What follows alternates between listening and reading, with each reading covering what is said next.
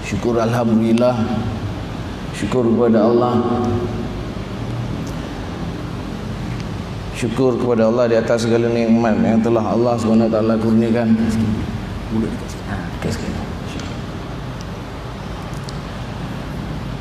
Nikmat kesihatan yang telah Allah SWT kurniakan kepada kita, sehingga hari ini Allah SWT dapat menjumpakan kita di Masjid At-Taqwa. Illallah. Mana suaranya yang keras? Tidak dengar. La ilaha illallah. Masuk tahun baru ni, Masya Allah. Terima kasih banyak-banyak. Syukur alhamdulillah. Saya mengucapkan banyak-banyak terima kasih kepada Masjid At-Taqwa, Benda Bukit Mahkota Bangi, dan juga semua barisan-barisan kepimpinan Masjid At-Taqwa, imam-imam kita. Matikan sesuatu yang hidup, Masya Allah. Dialah Allah yang mendekatkan seseorang yang jauh, dan dialah menjauhkan manusia-manusia yang berdekatan. La ilaha illallah. Allahu Akbar. Saya Nurzul Supian bin Sa'ban, nama sebenar saya. Sebelum ni orang kenal saya dengan nama Zul Handy Black.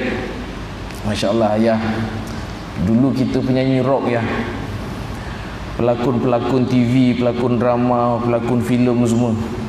Tak pernah termimpi dan tak pernah saya bercita-cita untuk jadi seseorang manusia yang duduk dalam masjid ni, duduk di depan orang ramai bagi tazkirah.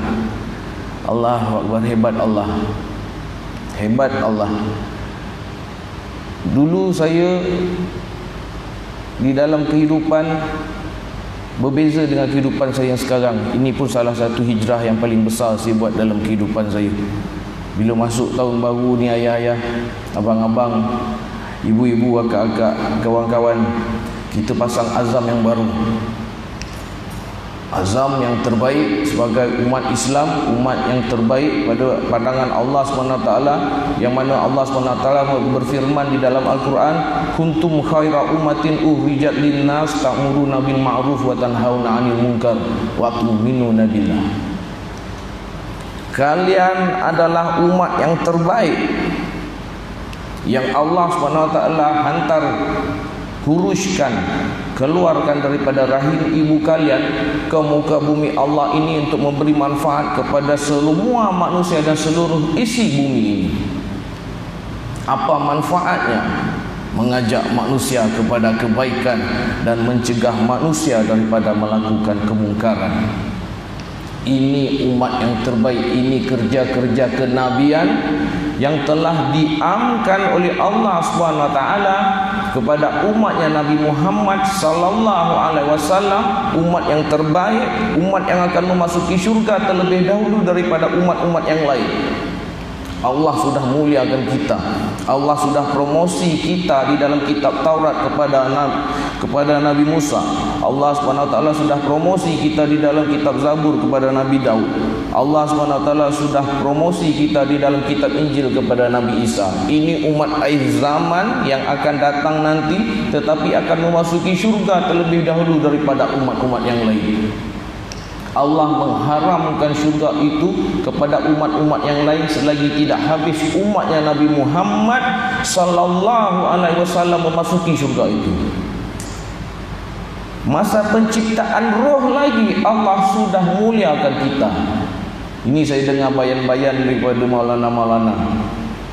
Masa saya keluar ke Sabah tahun lepas 40 hari, saya ada kesempatan, alhamdulillah Allah SWT jumpakan saya dengan Syura Sandakan Haji Arif. Dia cerita, kita dengar bayan-bayan orang-orang alim ni yang dah buat usaha dakwah kerja berpuluh tahun dah buat kerja dakwah ni. Kita dengar dia punya bayan. Dia kata Allah SWT sudah memuliakan kita dari zaman penciptaan roh lagi, untuk menjadikan kita umat yang mulia, umatnya Nabi Muhammad sallallahu alaihi wasallam. Allah boleh saja melahirkan kita untuk menjadi umatnya Nabi Musa. Bisa saja, boleh saja.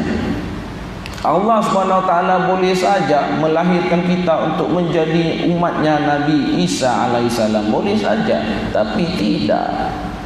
Roh kita Allah Subhanahu wa taala sudah reservekan dulu.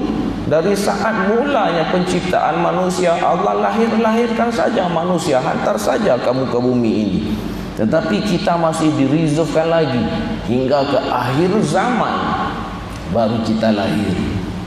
Dan ini kerja yang terbaik kita dapat berbanding daripada umat-umat yang terdahulu.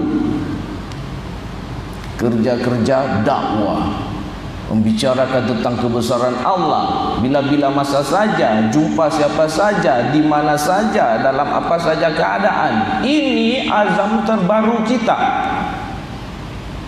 Dakwah bukannya profesi, tetapi apa saja profesi kita, dakwah wajib jalan.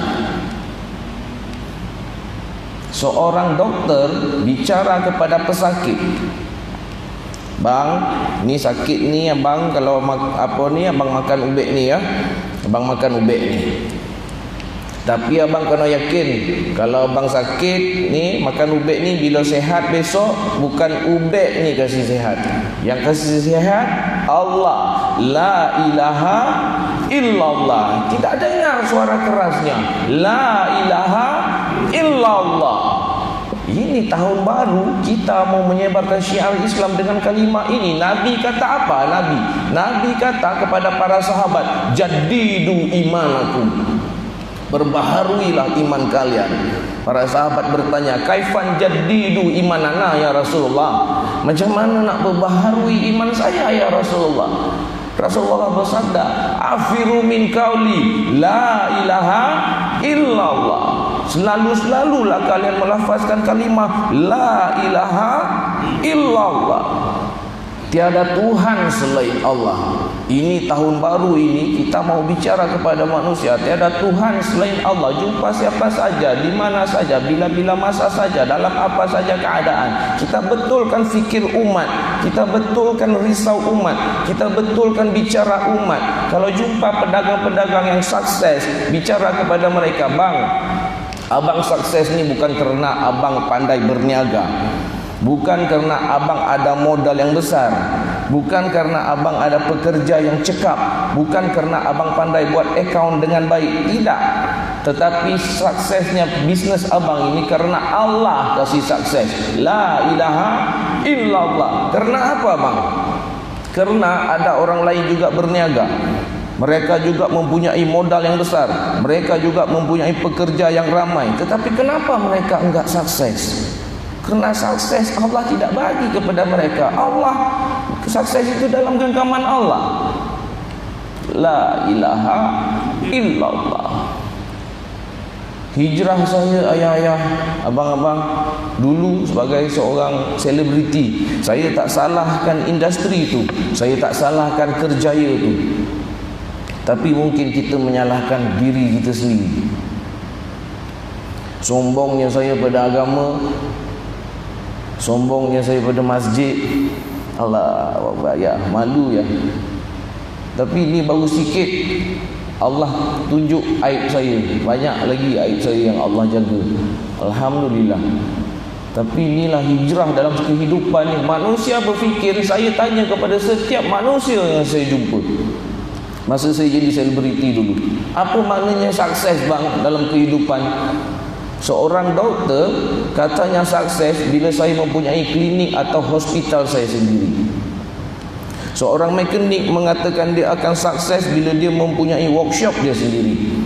Seorang tukang masak dia kata dia akan sukses bila dia ada kedai makan dia sendiri, ada restoran dia sendiri.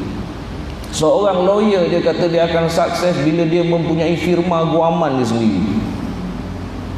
Tapi sayang bang, manusia kurang faham sebenarnya sukses, bahagia, berjaya dalam Al-Quran Allah tidak ada firmankan pun sebaris ayat maupun sepatah perkataan. Kebahagiaan, sukses ataupun kejayaan itu ada hubung kaitnya dengan rumah yang besar, dengan firma guaman, dengan klinik, hospital, restoran, kedai makan. Enggak, tidak ada bang. Selebriti saya tanya, bang, mana sukses apa bang? Masa saya mula-mula jadi penyanyi dulu. Inilah janjiku insan yang mengenal arti sepi yang tiada sepi, sepi lagi. Nyanyi untuk makhluk. Sekarang saya hijrahkan lagu tu. Tinggal kau harapan, satu-satunya sandaran, jalanku pulang ke jalan yang terang. Ilahi, aku merayu pada kau yang bernama Ilahi. Saya tanya kepada penyanyi, ayah-ayah, maknanya sukses bang apa bang? Dia orang kata maknanya sukses kepada seorang penyanyi bila adanya penyanyi itu lagu-lagu dia yang popular, yang semua orang kenal, yang semua orang dengar, bertahun-tahun main dekat radio, sampai sekarang orang simpan lagi kaset dia, sampai orang buat CD pula. Wah, itu sukses. Kita masuk pula bidang-bidang lakonan, ayah-ayah. Bidang-bidang lakonan yang orang perasan saya ni kebanyakannya makcik-makcik je perasan ni budak ni berlakon dalam drama kan. Duit tabung masjid hilang kan. Dia lah kerja. Ni lah orangnya. Kalau yang buat perangai tak senonoh dalam drama-drama tu, ni lah orangnya. Lepas tu ada pula dulu satu batu loncatan dalam industri hiburan ni, ditawarkan saya berlakon filem Mantra Aja Muaja, buta kala sakti diundang, buta awang-awang ku undang. Baca mantra bagai ya. Ilmu hebat, ilmu hitam, kufur kepada Allah. Tapi dalam filem lah, nak masyhur, kita tanya kepada pelakon-pelakon, bang, apa maknanya sukses kepada seorang pelakon? Pelakon-pelakon cakap makna sukses kepada seorang pelakon bila dia ada drama-drama dia yang orang kenal muka dia, filem-filem dia yang orang kenal, ni maknanya sukses. Jumpa alim ulama cakap, mana bicaranya manusia yang memperkatakan sukses itu adalah di dalam ketaatan kepada Allah dan mengikut segala sunnah kekasihnya Nabi Muhammad sallallahu alaihi wasallam. Mana? Tidak ada. Kita tertipu dengan dunia. Jangan kita takut untuk melepaskan dunia. Jangan. Tapi jangan kita jadi orang gila sampai mau seorang-seorang tinggal dalam hutan. Lama cakap, saya dengar betul juga. Ayolah. Tapi hijrah ni ayah ada daripada dulu saya rasa kalau saya tak ada rumah besar, saya tak sukses. Artis gaji puluh ribu bang. Ya, saya dah lama sangat dah berhenti berlakon. Dah 4-5 tahun dah saya berhenti berlakon.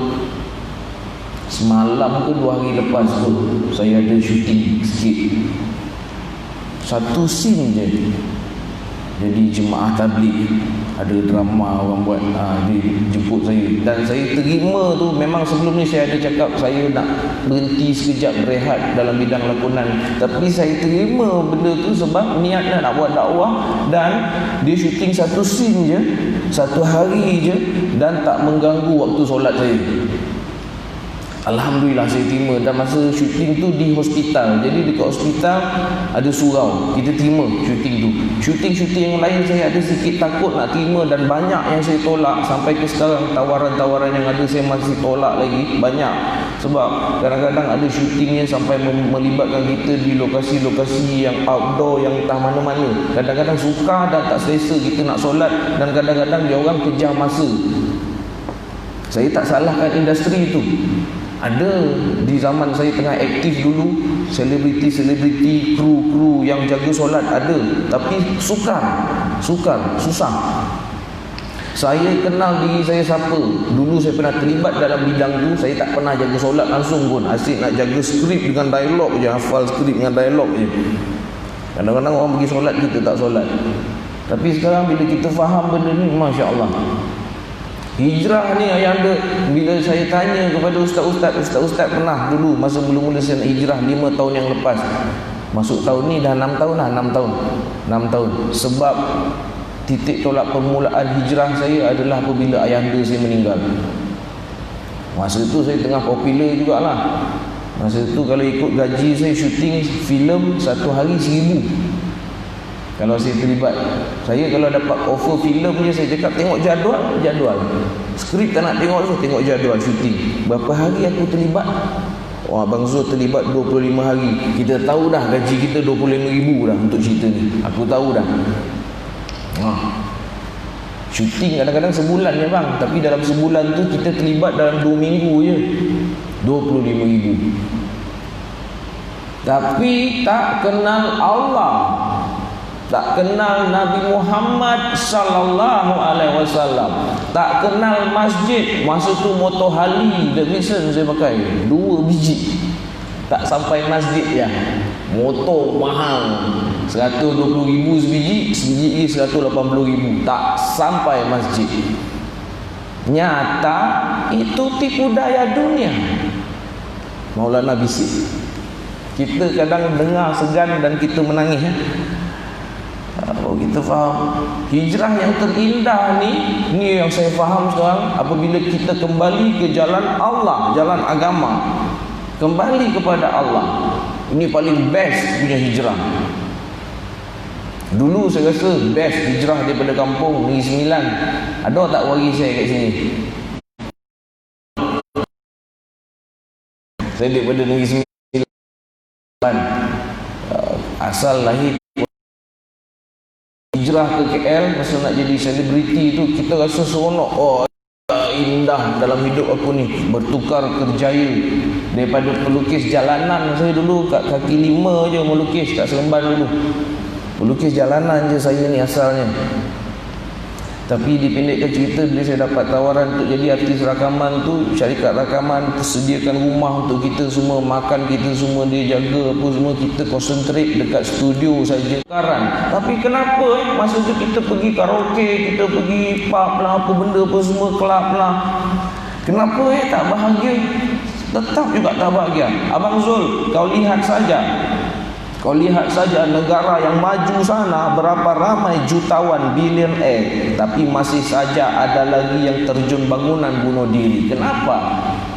Nyata karena Allah tidak kata kebahagiaan itu ada hubung kaitnya dengan duit yang banyak, rumah yang besar, kereta yang mewah, pangkat yang tinggi, darjat yang besar. Tidak. Allah SWT boleh saja menghinakan raja-raja itu tanpa menarik tahta kerajaannya dan istananya. Allah boleh menghinakan dia seandainya dia tidak bertakwa kepada Allah. Tanpa Allah menarik tahtanya, Allah tetap boleh menghinakan dia. Allah SWT tetap boleh memuliakan manusia-manusia yang tidur di kaki 5 dan makan daripada sisa-sisa tong sampah, sekiranya dia bertakwa kepada Allah tanpa memberikan dia rumah besar. Tapi Allah berikan dia kemuliaan dan kebahagiaan. Allah perintahkan kemiskinan, pergilah kepada kekasihku itu, berdampinglah dengan dia dan berikanlah dia kebahagiaan. Berapa ramai orang miskin yang beriman kita lihat dia bahagia saja. Hidup simple, masalahnya simple. Handphonenya Nokia yang RM80 itu saja. Alah, tertinggal dalam kereta. Saya pakai juga Nokia RM80 tu. Ni saya nak buat live je ni, sebab nak buat video. Tak pakai sangat pun phone. Bila kita iktikaf dekat masjid ayah-ayah, ada orang, kita bayangkan ada orang yang handphonenya iPhone 10. Saya Nokia RM80 tu.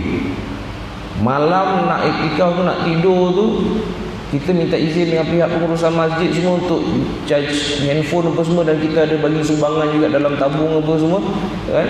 Siapa yang tidur lena malam tu? Yang iPhone 10 ni kejap-kejap tengok handphone, kejap-kejap tengok handphone, tak lena tidurnya. Yang handphone RM80 itu tidurnya lena saja. Simple life, simple problem. Hebat ya. Tapi Allah SWT ambil ayahanda saya. Masa tak cukup sangat lah kan. Banyak kita nak kongsi pengalaman saya ni, hijrah saya ni. Ayahanda saya meninggal 6 tahun yang lepas, 8 hari bulan 11 hari bulan 8 kalender Masihi lah. Kalender hijrah dia Ramadan meninggal dia. Syawal meninggal. Ramadan tu dia dah sakit kenat dah. Ayahanda saya meninggal. Masa tu tengah masyhur ayah-ayah. Masa tu saya cakap dengan doktor, saya jumpa doktor, ayah dia saya stroke 3 tahun dah sebenarnya, tapi terbaring je lah. Tapi bila dia dah critical tu dekat hospital, saya cakap dengan doktor, doktor please do the best for my father. Doktor cakap, I try my best already, dia kata. The rest you pray to your God lah, dia kata.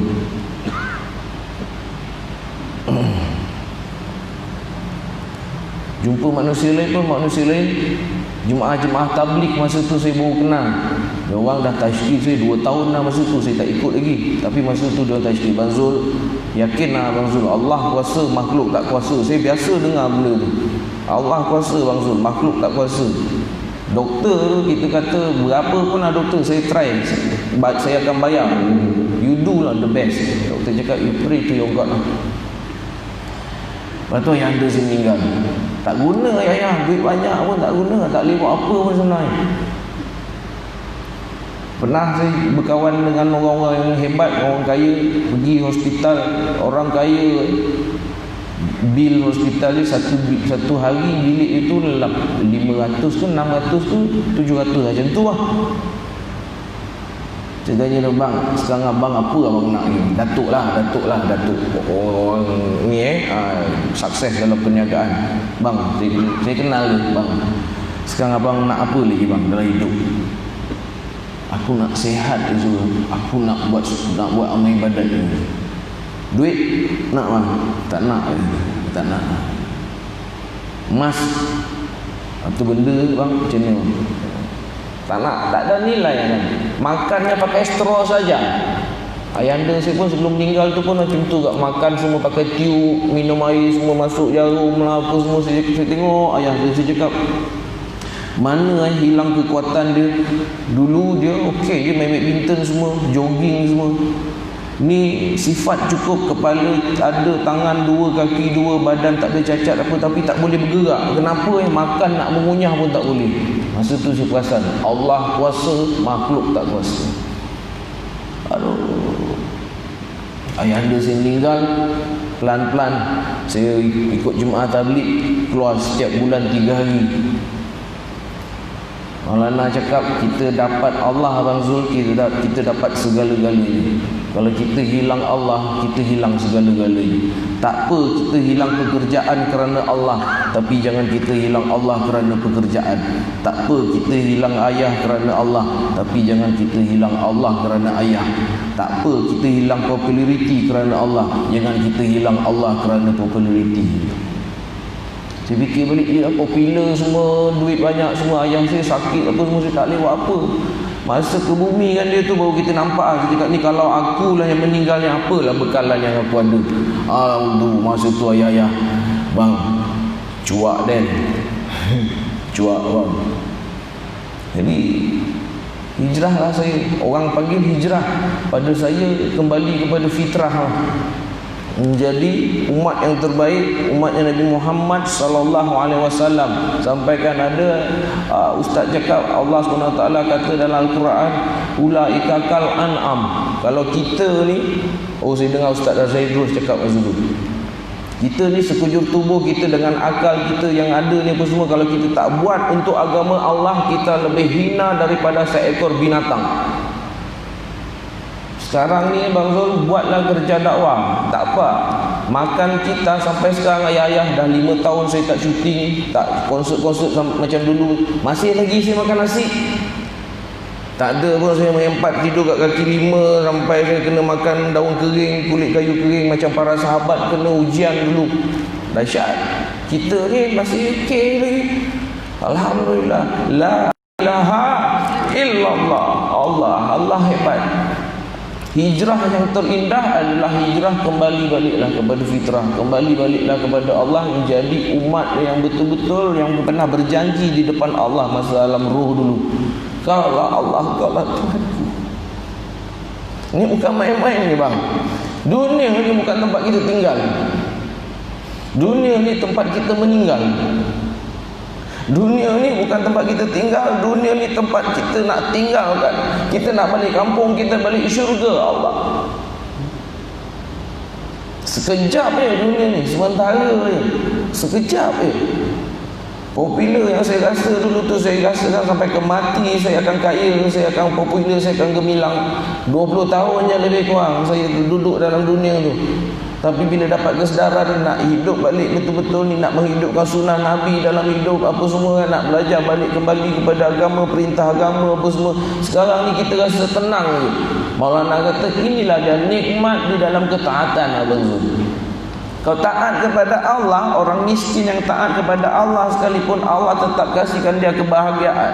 Yakinlah kau.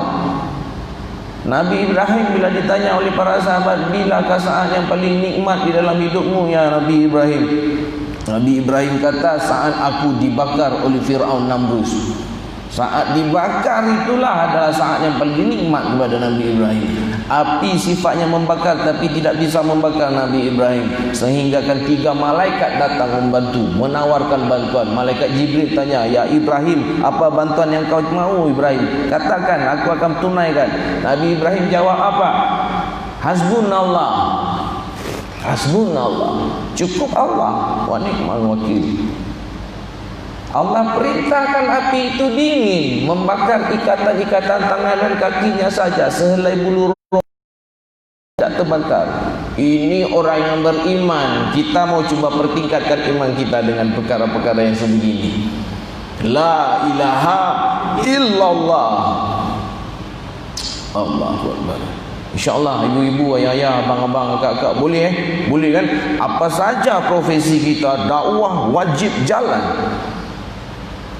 Tukang urut, dia urut, aduh, wak, sakit wak kaki, dia urut kaki, dia berhenti. Ustaz, kalau sakit bilang Allah ya, karena yang sakit itu dari Allah. Oh, okey wak, Allah.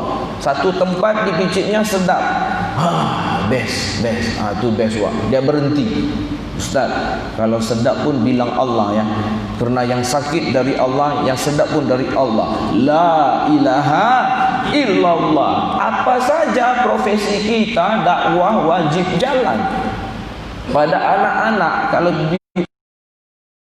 anak kita kata subhanallah, maha suci Allah. Nak, siapa kasih pandai nak? Allah. La ilaha illallah. Kenapa nak? Kenapa kau cemerlang nak? Allah kasih kau bijak. Karena ada orang lain, anaknya pun pergi tuition sama juga sama kamu, pergi sekolah sama juga. Kenapa dia tidak cemerlang, kau cemerlang? Allah kasih kau cemerlang. La ilaha illallah. Isteri kita cantik, kita bicara saja pada dia, Masya Allah, cantik isteri abang. Siapa kasih cantik Dinda? Allah. La ilaha illallah. Bang, ayah-ayah, ibu-ibu, sahabat-sahabat semua, inilah dia hijrah yang paling terindah. Kita jadikan azam terbaru kita ini. Minum kat kedai kopi pun bang, ayah-ayah, kita cakap pun teh tarik sedap, Allah bagi sedap. La ilaha illallah. Sebab apa? Kedai mamak yang sebelah tu pun bancuhnya sama saja, 3 sudu gula, 3 sudu susu, lebih kurang saja. Tapi kenapa kedai dia tidak sedap, di sini sedap? Bukan karena mamaknya, tetapi Allah kasih sedap. La ilaha illallah.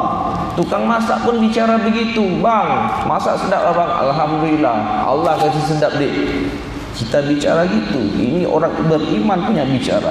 Cuba belajar pertingkatkan iman kita, karena Nabi sudah pesan tadi kan, jadidu imanakum, perbaharuilah iman kalian. Akhfiru min qauli la ilaha illallah. Alhamdulillah ya Allah. Allahu Akbar, syukur. Ibu-ibu, ayah-ayah, abang-abang, kakak, sahabat-sahabat, Zul Handy Black minta ampun, minta maaf kalau ada apa-apa salah silap kata-kata, salah silap bicara gitu. Saya bukanlah alim ulama, saya bukanlah tok guru, bukan siapa-siapa pun kita. Tapi alim ulama ada cakap, dia kata segemuk-gemuk ikan pastikan ada tulangnya, sekurus-kurusnya ikan pastikan ada isinya. Buang saja semua tulang-tulangnya, ambil isi-isinya saja. Kalau ada manfaat yang baik daripada bicara Zul Handy Black, terimalah. Kalau enggak ada, buang saja. Saya bukan siapa-siapa, tapi kita sekarang kita mau praktikan. Tahun baru ini tuh kita mau tukarkan pandangan kita. 2 mata kita ini kita pandang satu kebaikan orang, satu lagi mata kita ini kita lihat keburukan kita. Sebaik-baik orang lain macam mana? Sebaik-baik aku, baik lagi orang lain. Tukar bicaranya. Seburuk-buruk orang lain, buruk lagi aku. Tukar bicaranya. Kalau mau fikir baik, orang yang lebih tua pada kita, ayah-ayah, abang-abang ni semua ni lebih baik pada saya. Sebab apa? Ni semua lebih berumur pada saya, lebih awal buat amal ibadat, lagi banyak pahalanya pada saya. Pada anak-anak yang lebih muda daripada kita, kita cakap ni anak-anak ni semua lebih mulia kita. Sebab apa? Dia lebih muda pada kita, kita lebih tua daripada dia, kita lebih dulu buat maksiat pada dia, kita lebih banyak dosa daripada dia. InsyaAllah. Pandang orang kaya, kita pandang mulia pada dia, sangka baik, kita cakap orang mulia ni ahli syurga ni, banyak dia sedekah ni, duitnya beribu-ribu dia sedekah. Pandang kepada orang miskin, kita anggap dia orang pun lebih mulia daripada kita, lebih baik daripada kita, kita cakap inilah ahli syurga, akan masuk syurga terlebih dahulu ni daripada aku ni. Sikit hisap dia ni. Nabi janji orang miskin akan memasuki syurga terlebih dahulu 500,000 tahun daripada orang-orang kaya yang beriman. Masya Allah. Tapi insyaAllah ibu-ibu, ayah-ayah, bicara kita tukar. Kita masukkan kebesaran Allah dalam hati kita. Kita fikir tentang kebesaran Allah. Kita lihat tentang kebesaran Allah. Kita dengar tentang kebesaran Allah. Kita bicara tentang kebesaran Allah. Ini 4 perkara adalah saluran hati. Mudah-mudahan, moga-moga kebesaran Allah akan masuk dalam hati kita. Sebelum ini kita fikir tentang kebesaran dunia. Kita lihat kebesaran dunia, dengar kebesaran dunia, bicara kebesaran dunia. Habis kebesaran dunia masuk dalam hati kita. Sekarang kita belajar tukar. Mudah-mudahan hijrah yang terindah ini, mudah-mudahan kalau dulu kita belajar cinta dunia, sekarang kita belajar mau cinta akhirat, insyaAllah. Saya berdoa selalu pada Allah SWT setiap hari.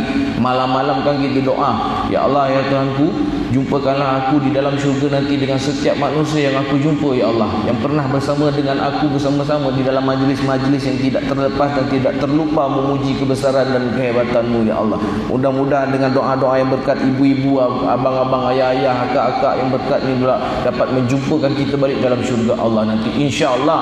La ilaha illallah. Syurga itu pun tidak pernah ada selagi Allah tidak adakan. Neraka itu pun tidak ada selagi Allah tidak adakan. Syurga dan neraka itu ada kerana Allah yang adakan. Kita ini pun tidak ada kalau Allah tidak adakan. Kita ada kerana Allah yang adakan. Jadi tujuan kita ke mana?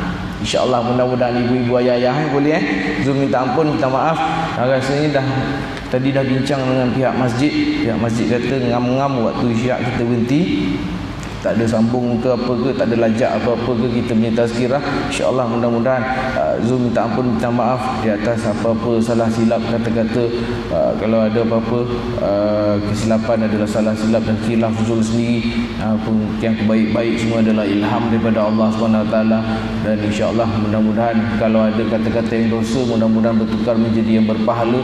Dan kalau tak ada yang bermanfaat tu, yang lawa-lawa tu, mudah-mudahan Allah SWT tukar menjadi yang berpahala. Kita tutup atas tirazul dengan tasbih kifarah, insyaAllah. Subhanallahi wa bihamdihi, subhanakallahumma wa bihamdika, asyhadu an la ilaha illa anta, astaghfiruka wa atubu ilaik. Assalamualaikum warahmatullahi wabarakatuh.